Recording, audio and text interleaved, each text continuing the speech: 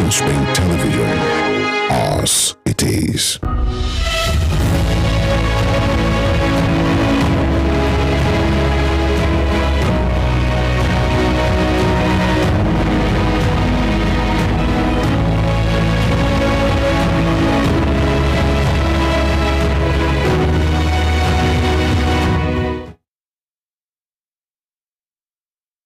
Good afternoon to you all, wherever you may be this very moment. Welcome to Pertinent Questions, our Western Spring Television flagship program. We come your way every Monday at about this time to bring you a production that looks at issues as a one-on-one situation, and this afternoon, our focus is going to be on continuing education. Continuing education has become a factor in our national life. It is this aspect of our educational system that Pertinent Question will be throwing such light on this afternoon. And I have brought in somebody who knows it better. My guest is an educationist, a statistician who currently is a chief lecturer at the Polytechnic, Federal Polytechnic, ADE. She also, because he is a she also doubles as the director, Institute of Continuing Education, Federal Polytechnic, ADE, here in Osun State. I speak of no other person than Dr. Janet OLUFUNMIKE OYEKUNLE. It is a pleasure to have you in the studio this afternoon. Welcome. Good afternoon, sir. Good afternoon, viewers at home. How do you do, I should ask? How do you do? I want to thank you for finding time out of your very crowded schedule to be here on this program, this 11th day of the month of December. And you will also permit me to congratulate you on the successful defense of your PhD thesis and in the eventually bagging the PhD degree from the University of Ilorin. Thank you, sir. You are a statistician, which means you deal with figures. So before you became that, you must have been somebody who knows mathematics. We will come to those details much later on. But very importantly, you are the director of the Institute of Continuing Education, Federal Polytechnic, here in Osun State. The first question, therefore, I would like to ask is a rather innocuous one. What is continuing education? Thank you, sir. Continuing education is an educational activity that is organized outside the normal school system for beneficiaries to either fill a gap or cover some lost grants. You know, there are some students that dropped out of school due to some reasons. There are some that really love to be educated, but they were not given that chance. So continuing education is fashioned out, is designed to help these kind of students out. Okay. What supporting role would I say they play in formal education? The role of the continuing education is very, very enormous and very, very vital. Due to accreditation given to each institution by the regulating bodies like the NUC, the MBTE, there is a limit to the number of students that an institution can admit for a particular course. There is a limit to the number of students that can be in a class at a point in time due to the kind of accreditation that was given to them. So institutions all over the world now fashioned out an alternative and I must say a legal way of helping out those students so that at the end of the day, they will be able to fulfill their dreams of becoming educated. it is more flexible. Continuing education is more flexible than the normal than the formal education. Is the critic of the system, will he be right, he or she, will he be right or wrong to say continuing education is a means charlatans employed to rip off students, unlucky students, and their parents? There is no form of education that is a rip-off. Even if you go to the roadside vulcanizer to go and learn, it is not a rip-off. Talk less of coming into the four walls of an institution to learn. It is not a rip-off at all because it is a win-win form of education. It is a win to the benefit to the student because at the end of the day, he is going to pass out from the institution with a certificate that can make him to be gainfully employed or make him to get a white-collar job. And at the same time, there is nobody that wants to put up a business without making profit. Even if the profit coming from this continuing education is not much, it will be enough to pay those who took the students, who lectured the students while in school. You call it a win-win situation. Yes. And you just mentioned that it is sufficient to give the learner and the institution that is teaching, the collaboration is okay. But would you put that at the expense of the quality of education that some of these continuing education centers offer? If I may use my own institution as example, if you permit me to do that. Okay. Yes. In my own, in Federal Polytechnic Eden, there is no difference between students admitted through the continuing education system and the normal system. The only way you identify that this student is a DPT, we call them daily part-time. We have the daily part-time and we have the regular part-time. The daily part-time, you use 2 years for ND, likewise the full-time. Yeah. While the regular part-time, we spend 3 years because the way their own curriculum is scheduled, they reduce the number of courses that will be taken in a semester so that it will be convenient for you to go to your work, come back to learn, and still have time to read. So they will spend 3 years instead of 2. For the regular part-time. Okay, there's a difference between regular part-time the regular and day part-time. We do 3 years because they run their own program on weekends, Thursday to Saturday. Yeah. But the daily part-time, they come every day. The way we structured our own timetable in Federal Polytechnic is that if the full-time comes for a class in the morning, today, Monday, the daily part-time will come for the same class in the afternoon. Okay.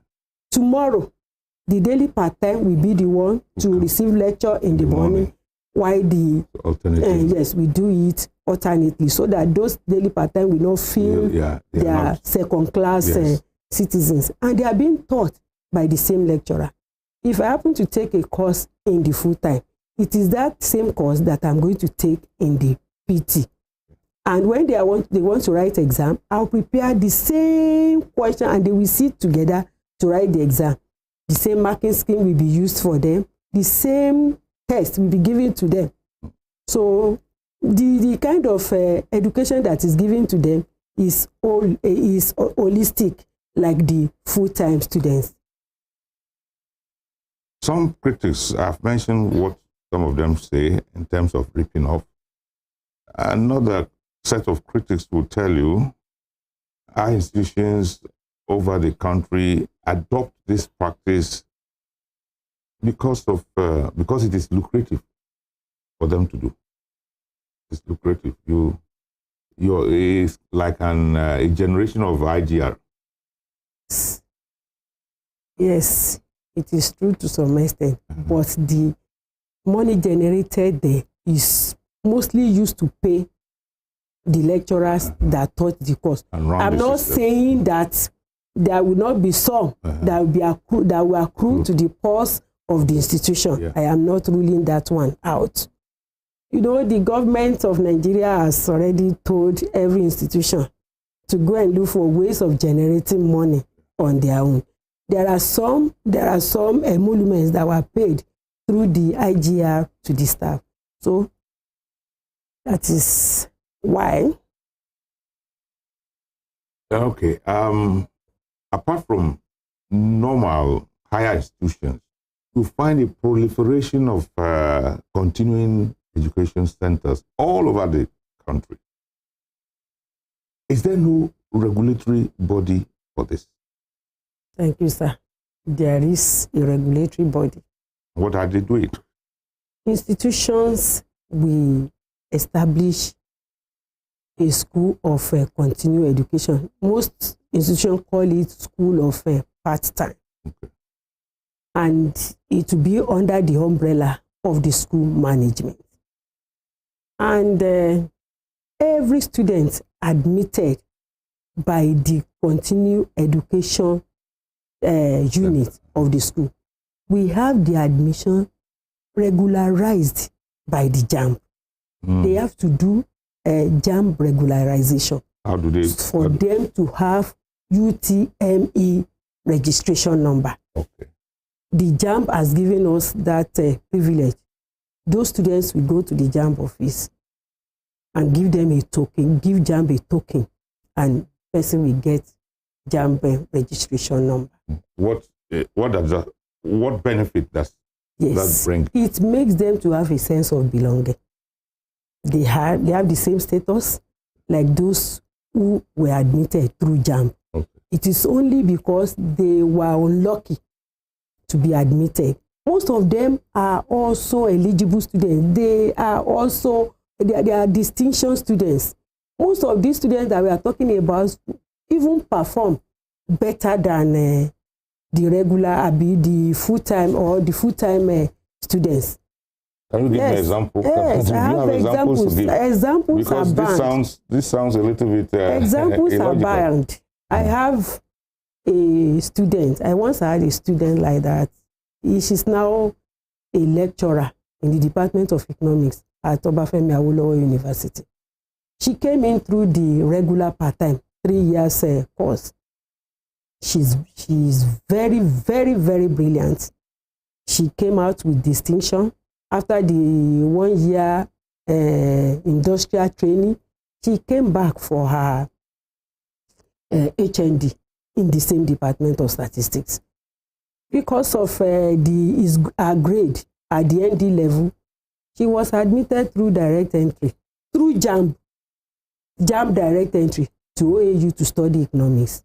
To the glory of God, she's now a PhD holder in economics and lecturing in the same department that made her. The Department of Economics, Obafemi Awolowo University. If you permit me to mention it, I can mention the name. And there are so many of them, even outside the country, that are doing well, that have become professors now. Even, I cannot give another example. Yes, you are free. I'm interested. Myself, I'm also a product of a distance learning, which is another form of continuing education. I had HND as my first degree. And you know, Nigeria is not, has put a stigma on people who are the HND. Your HND is from which school? Polytechnic Ibadan. Okay, the Polytechnic Ibadan. That was where I had my HND from before I got my job. When I put in for my PhD after my master's, I did my master's at the University of Ibadan too. It was there when we wanted to start PhD, they said they have made up their mind that no student with HND background will go beyond MSc. Okay. And I really wanted this DR to be added to my name. I began to search and search and search before I got to Uni Ilorin, and I was given the admission. One day I was coming from work and I saw a poster, University of Ibadan, distance learning, and I saw statistics. I got home, I told my husband, I'm going to put in for that course. When I told my supervisor in Uni Ilorin, she said, how are you going to cope with this? I said I will run the two together. I need to have this BSc so that this PhD we have many. So I ran that program for 3 years because I went through direct entry and I fast-tracked my course. Fast-track means that you can study, you can register for as many courses as you like. Even you can overlap from first session to the other session if you know you are able to. So you're from part one, you have the capability part two and courses. Ability. So you can take part 2 courses in part 1. We did not do part 1 because of the HND that we already had. We started in 200 level. So I did some 200 level courses together with some 300 level, 300 together with 400, 400 together with 500. And in 3 years, we are through with the course. And I had my BSc in 2016. And I still continue with my PhD in Unilorin. Now I had ND, HND, PGD. I still have PGD, Postgraduate Diploma in Education, organized by NTI. I had my MSc and PhD, all in statistics, except that of education. So this is why you say you're a product of yes, this is why I said I'm a product of continuing education, because you don't need to be there all the time. It is only when you have lectures or when your course lecturer says you should come for lecture, and we just go there, spend about 2-3 weeks for the examination. Now, I'm being informed seriously about the things I had about continuing education.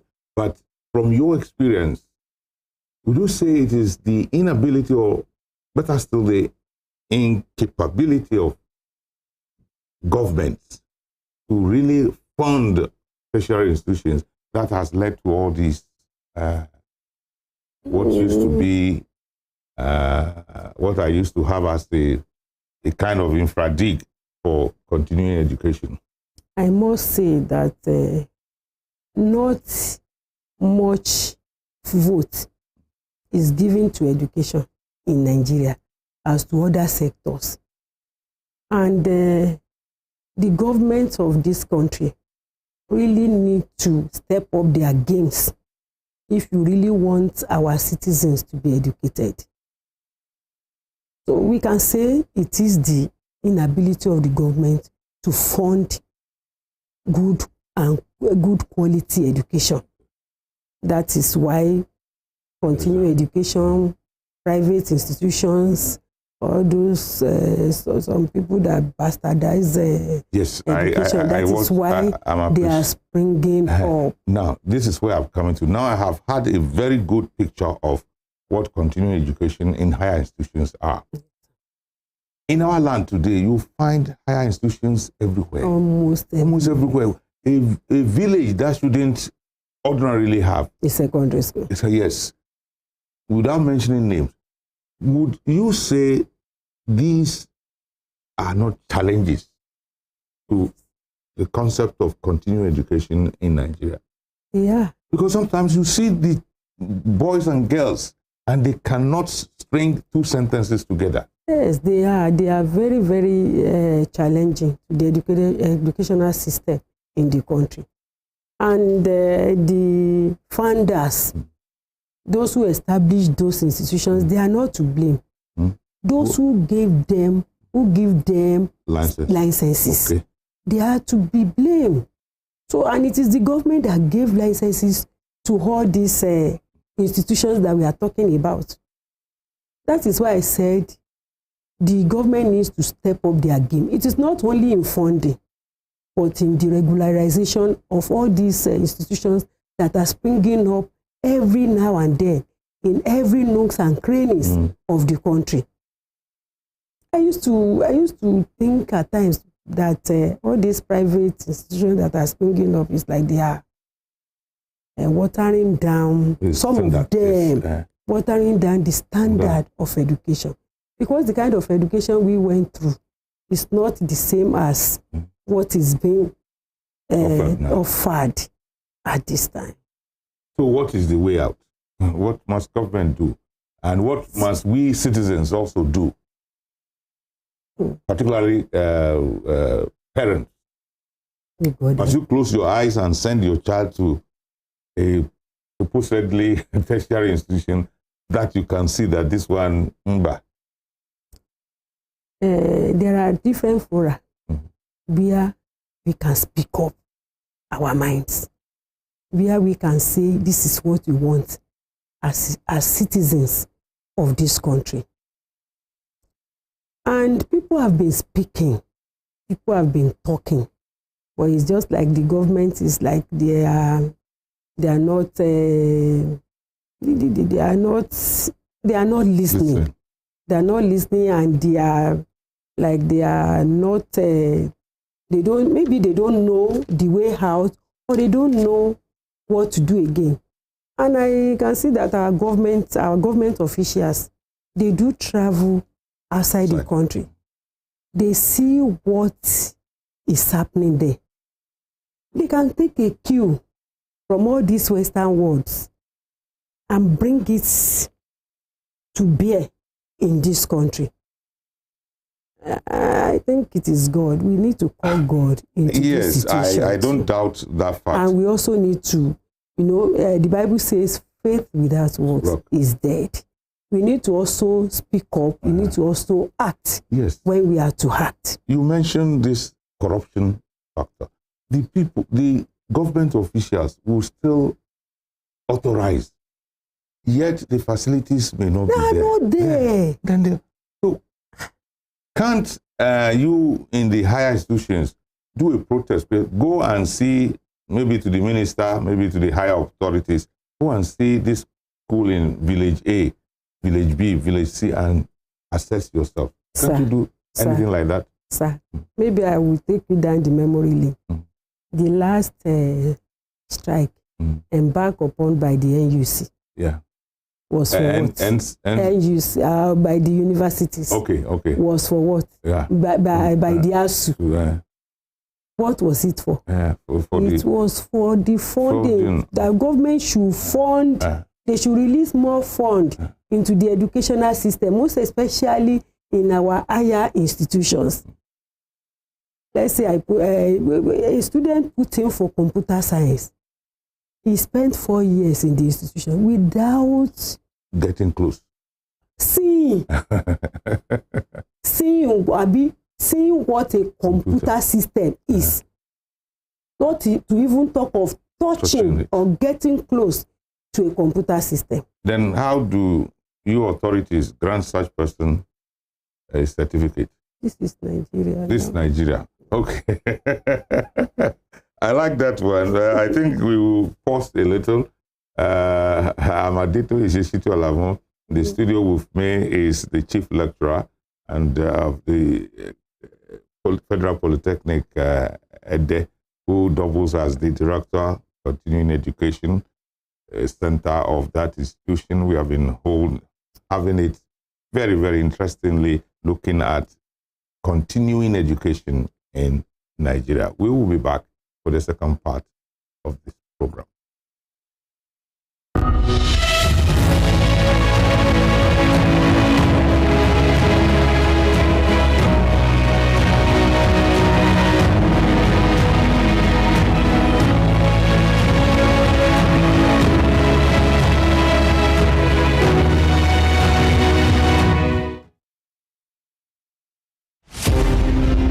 Born Jeremiah Onyeni Obafemi on March 6, 1909.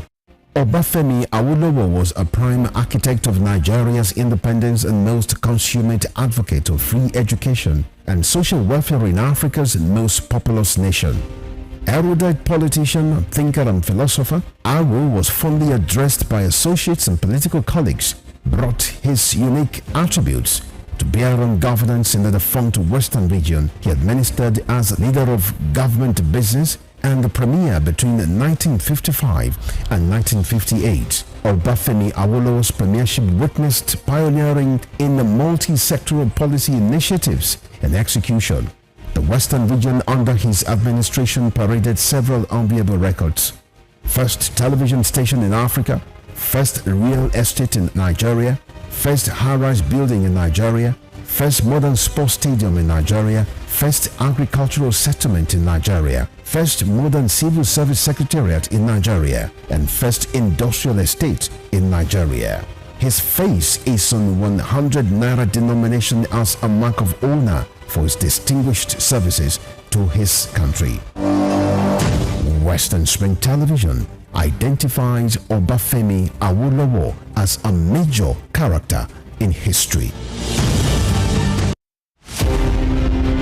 This iconic African presents the narrative of a man destined to exert an imperishable global influence in Western education. His was a story of a freeborn, captured and sold into slavery. He was born in Oshogun, a native Yoruba village near Iseyin in Okeogun axis of southwest Nigeria.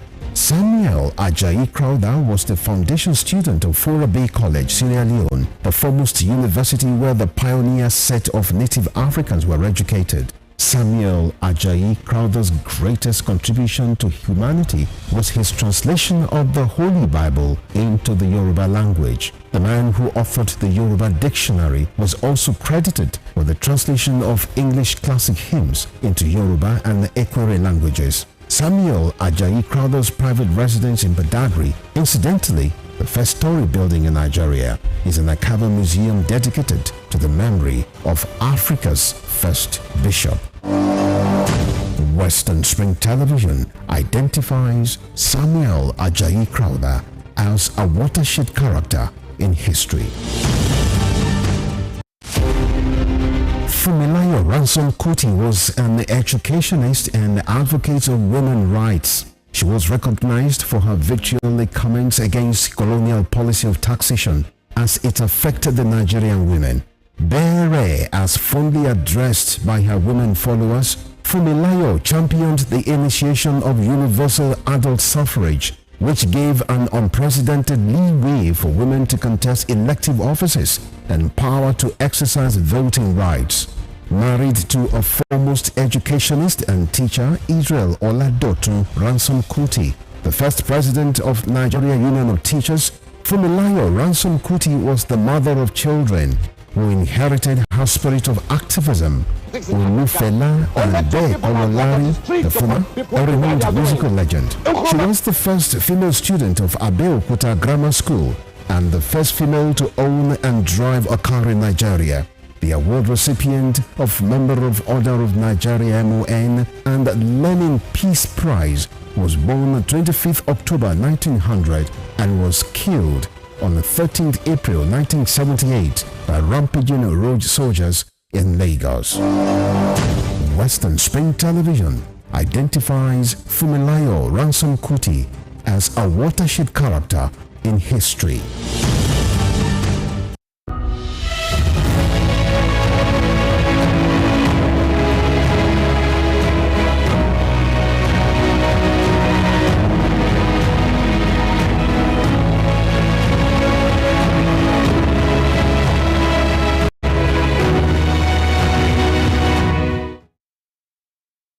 Welcome back to the second half of the program, Pertinent Question, where I am hosting educationist, almost educationist, chief lecturer, currently director, Institute of Continuing Education, Federal Polytechnic, Ede, Dr.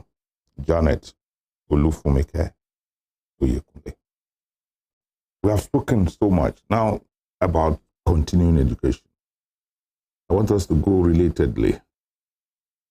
You are a statistician.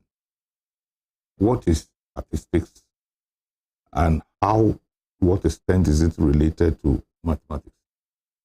Statistics is that branch of mathematics that deals with the collection, organization, interpretation, and presentation of numerical data in such a way that it will be meaningful to people, and in such a way that inferences can be drawn from. This is Can you break it down for me a little?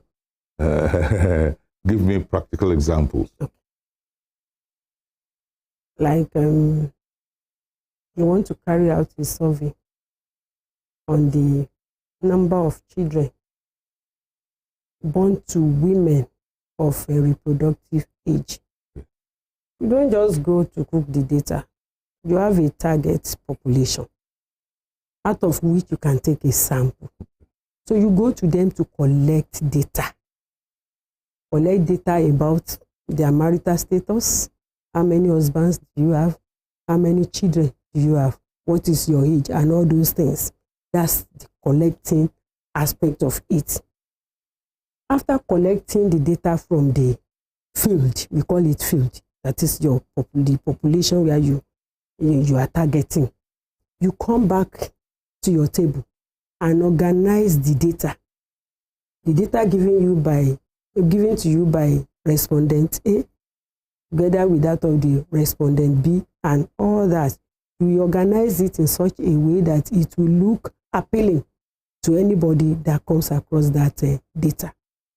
After that, there is something, you have a goal, an objective that you want to achieve before going to the field to collect that data. You now come down, you analyze the data, where there are different tools of analyzing data. There are different ways. We have, statistics is divided into two. We have the descriptive statistics and we have the inferential statistics. Under the descriptive statistics is the collection, organizing, and analyzing of the data. The interpretation is under the inferential, because when you interpret the data, you will have to pass an information to your target population that this is what you got, as your conclusion. I think I've come down to the level a bit. Yes, much, very much. There are two types of data too. Mm-hmm. We have the qualitative data, we have the quantitative data. In statistics, we normally deal with figures. So if a data is qualitative, you imply it as being quantitative. You have a way of coding it. If a male is my respondent, maybe I will say you put 1, you code it as 1. If a female is my respondent, you code that as 2. So by that you have implied that qualitative data. Not being a male or a female is a quality, it's an attribute. Yeah. Now, statistics is data. But what is its relationship with mathematics? You must be a mathematician before you can become a statistician. Yes. Statistics utilizes mathematics concepts like the probability theory, calculus, algebra, all those things, all those aspects of mathematics in formulating hypotheses, in bringing out inferences, in formulating hypotheses and in estimation of the data or of a particular parameter of the data. Like you want to know the average number of students in higher institution in Nigeria.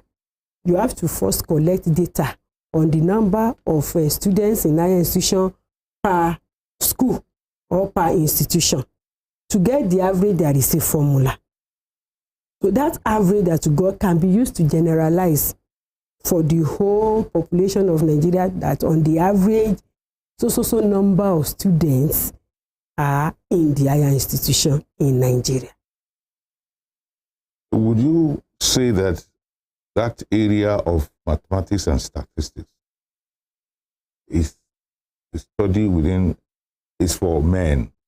Men are mostly found there. Yes, I'm coming to that. Just try and answer me, because I have a follow-up to that. Yes. Sometimes in times past, that field is seen as the field only for men. I did a study sometimes in, I think it's 2006, on gender inequalities in education in Nigeria. I discovered that even when we were toddlers, when they want to buy toy for you as a girl, they buy doll, they buy kitchen utensils. But as a boy, they'll buy you gun, they buy you ball, they buy you all those things. They try to want to tilt you towards being an engineer. Yeah. But as a woman, they have told you that you end up in the kitchen. So people normally see that being educated, not to talk of even being a mathematician, is a man thing. You know, in the olden days, our fathers don't normally get their girl child educated, not in this day. And yes. Okay, yeah. Let me take it off from there. Yes, sir. You were brought up in that circumstance. What prompted you into wanting to find out that you must be a mathematician and move from there to become a statistician?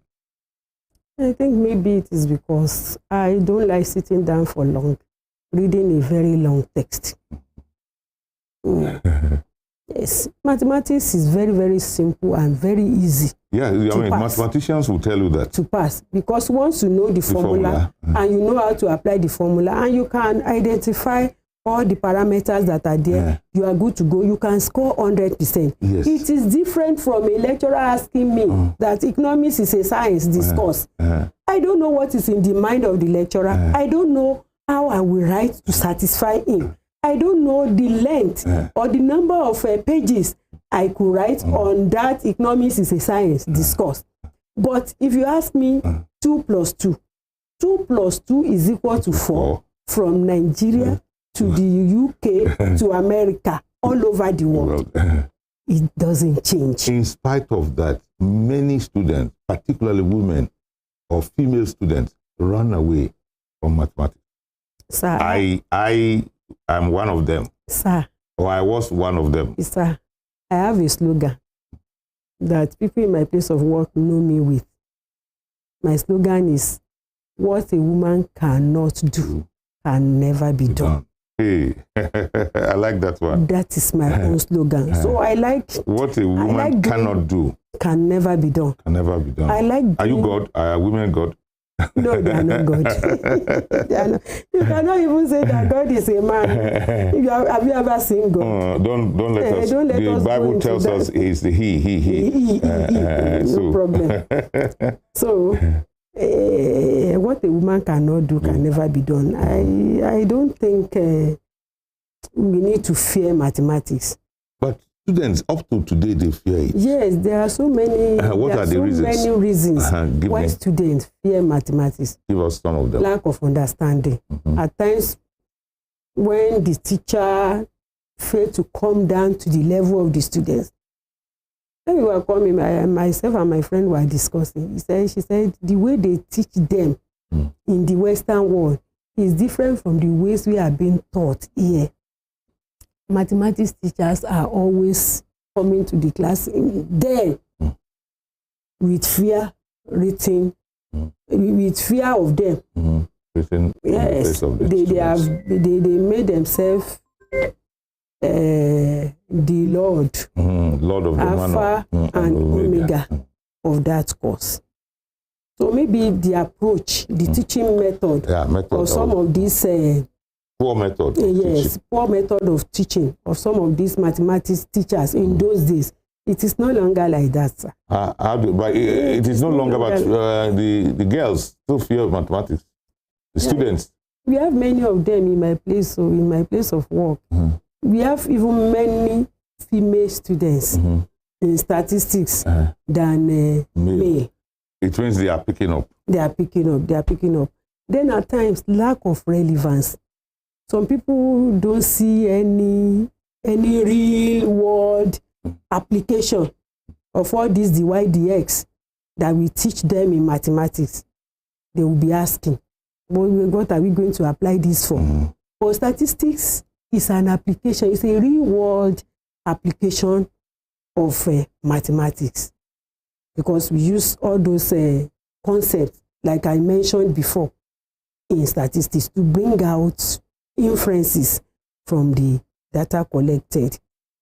At times, we can also lump this one up with the poor method of teaching. At times, the way some of the lecturers teach, they overemphasize on memorization. Okay. And once you memorize a thing, the moment you forget the first letter or the first word, everything is gone. Everything is gone. I want to ask this personal question because I'm using it as a background to a possible question. Which secondary school did you attend? I started at Baptist Girls High School, Osogbo. Okay. I just did one session there.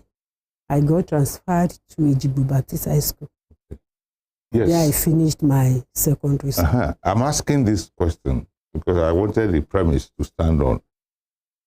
The thinking is that these ones were good schools. Yes. And so it must have helped you be attracted to mathematics. It actually helped me. Now, come to think of, we are still discussing why students fear it. Come to think of some of our schools that do not have mathematics teachers. That is the major problem that we have in this country now. As I even speak, there are secondary schools that had only 4 or 5 teachers. So the 4 or 5 teachers, somebody who read Yoruba will be forced to go and be reading mathematics because he wants to go and teach mathematics in a class tomorrow. How can we marry those two together? The person had no mathematics background. You now forced the subject on him because of lack of he read economics, and so you think yes, and you think he can teach mathematics effectively. And this also can be linked to the question you asked the other time. Is it a problem with the government not funding education the way they are supposed to? It is still, we can still come down to that particular premise that the government need to do more in the educational sector of this country. 2 questions more. One very sharp one. What attracted you to mathematics in your secondary school days? Short question. Then the final one. It's because of those who handled it. Then we were being taught by Ghanaians. And they really knew what they were doing. Okay. They did a very good job on all of us. And our principal then, Baba late Chief Lawale, we not want you to, even any subject, he will not want us to lack anything. Whatever a teacher is supposed to give, whatever a teacher is supposed to teach, he must teach. Baba even took up our literature in English by himself. He didn't allow, it is another teacher that will come to the class to teach us another aspect of English language. Baba will handle the literature in English. Because he felt he was an expert in it. Yes, he was. He was an expert in that. Now, before we go final, what then is your advice? I want any word of advice to the girl child, particularly as it concerns the study of mathematics. There's one thing I used to tell my students, apart from telling them that what a woman cannot do can never be done. I used to tell them that if you see me, if OYEKUNLE could stand in front of this class imparting knowledge in statistics to you, that means you can also do it. So they should not relegate themselves. They should not think, they should not have the fear of mathematics. It is the simplest of the subjects to pass. It is very, very simple to pass. So they should go to the class or to their secondary school with that background in their mind that they can do it. They can do it. Because me, I like doing what my mates are doing. I will not think whether it is because you are a male that you are doing that. I like entering into every issue. Did you play football? I don't. I didn't. It is only sports. Yeah. It is only sports that I don't like. No, I don't like sports. Not generally. At all. I said, did you play football? I don't play. I need sporting activity. Okay, because you were saying you wanted to do everything anybody could do. I like to do it. If it were to be on this line, on this academic line, I like doing everything that my mates are doing. Well, I'd like to thank you very much. Time is not on our side, and I want to appreciate your coming. I think you have given society a new theory. What a woman can't do cannot be done. It is in that light, or on that note, that I like all young girls to take a cue from. Whatever it is that a woman cannot do, then that thing cannot be done. That is a theorem or a theory that should tell you that a man is a man and you are a woman and you can compete favorably. Yes. Dr. Janet OLUFUNMIKE is a full, not just Funke, yes. OLUFUNMIKE OYEKUNLE, Chief Lecturer and Director, Institute of Continuing Education Center, Federal Polytechnic. I'd like to appreciate your coming and thank you very much. You are a lady, but then I will stretch your hand and thank you. You're welcome. Thank you very much for finding time to be here. To the viewer at home, it's been a very interesting experience, especially because a new theory you must also imbibe. Whatever a woman cannot do, cannot be done. You may be a male, you may be a female. If you are a male, it is a challenge to you. If you are a female, it's an inspiration to you. We see you some other time, in another 2 weeks' time, when we bring you another edition. But of course, Premier Defila will be here next week for another edition of our program. I am the alternate presenter, producer, ADETOYESE SHITTU ALAMU, my name. I thank you very much for being there watching. Goodbye. Start saying for now.